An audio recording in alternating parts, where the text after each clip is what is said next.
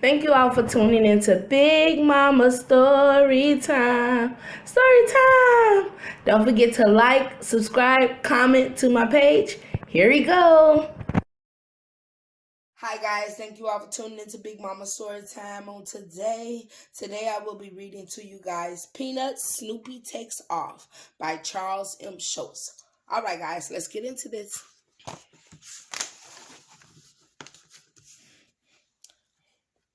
This is Snoopy. He may look like a regular dog to you, but in fact, he is anything but ordinary. Snoopy doesn't do anything the same way as an ordinary dog, starting with the way he sleeps on his doghouse, rather than inside. Charlie Brown is Snoopy's owner, although a lot of the time it seems like it's the other way around.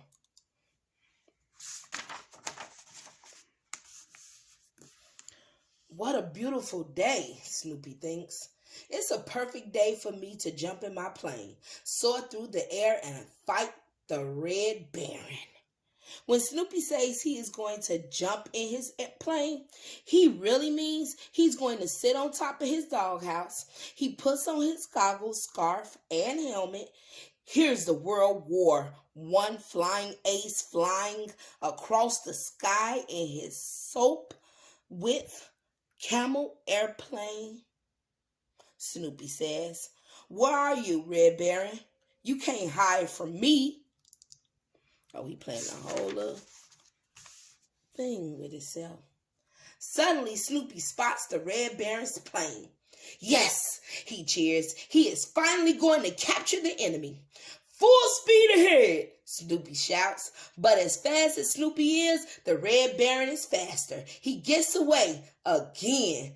No! Snoopy shouts, waving his fist. I'll get you, Red Baron. Next time you are mine. Snoopy takes off his helmet and sits down with the sign. He turns around and sees Charlie Brown standing with his food dish. Charlie Brown is shaking his head. I wonder what it would be like to have a normal dog, Charlie Brown tells him. Snoopy ignores him and concentrates on enjoying his food.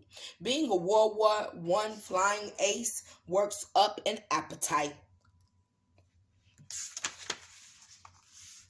Later that afternoon, Snoopy is bored, so he decides to write the next great American novel. He pulls out his trusty old typewriter and begins to write. It was a dark and stormy night. Linus walks up and is curious. "May I see what you've written?" he asks. Snoopy nods and hands Linus the page. "Your new novel has a very exciting beginning," Linus says. Snoopy smiles proudly. Linus hands back the sheet of paper. "Well, good luck with the second sentence," he says.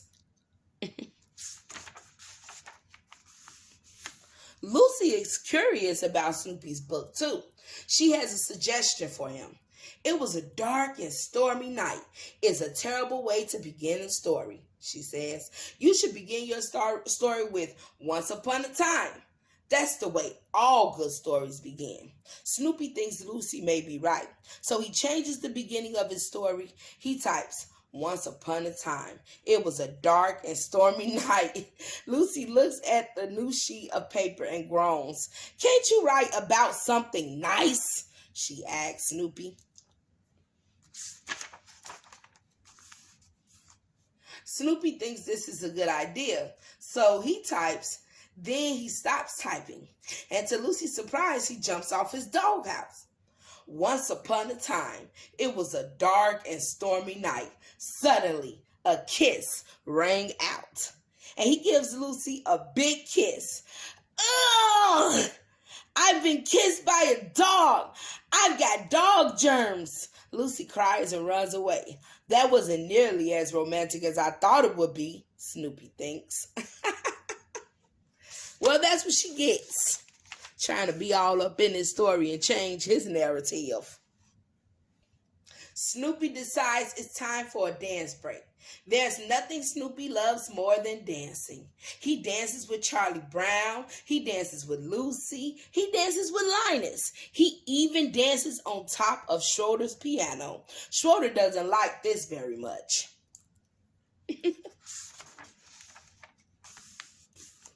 After all that dancing, it's time for a snack. Snoopy invites his best friend Woodstock to come over for some homemade cookies and milk. Even though Snoopy enjoys the dog food Charlie Brown brings him, he is also a fabulous cook and loves whipping up surprises for his friends. Woodstock loves hanging out with Snoopy and tells him all about his day. Fortunately for Woodstock, Snoopy is fluent in bird and understands every word he says. Well, that is fortunate. Okay. It's good to at least have someone to understand you. Woodstock wants to go on a camping trip with Snoopy and some of his friends. That's a great idea, Snoopy says. After all, I am a Beagle Scout. Woodstock quickly gathers his friends. Follow me, troops, Snoopy says, and I don't want to see anyone hanging around my feet. The birds were very nervous about the hike. They want to stay as close to Snoopy as possible, so they all fly onto the top of his Beagle Scout hat. Well, at least they paid attention to some of what I said, Snoopy thinks. Yeah, you did say don't crowd around your feet. It isn't long before the birds get very homesick, so Snoopy decides to cut the trip short. It's the perfect time to head home. Snoopy tells them. They knock on Charlie Brown's door. We're just in time for dinner. Well, I guess now you probably just want to relax for a while, Charlie Brown says. Snoopy looks at him in shock. Relax? Is he kidding? Snoopy pulls out a guitar. It's time for a little after-dinner music. Well, I'll tell you one thing. He may not act like a dog, but he sure got the energy like a dog. I guess you'll never be an ordinary dog, will you, Snoopy? Charlie Brown says. But you know what? I don't think I have it any other way. Neither would I, Snoopy thinks happily. Neither would I. All right, guys, that is the end of Peanuts Snoopy Takes Off. All right, guys, don't forget to like, share, comment, and subscribe to my page if you haven't done so already. All right, guys, bye.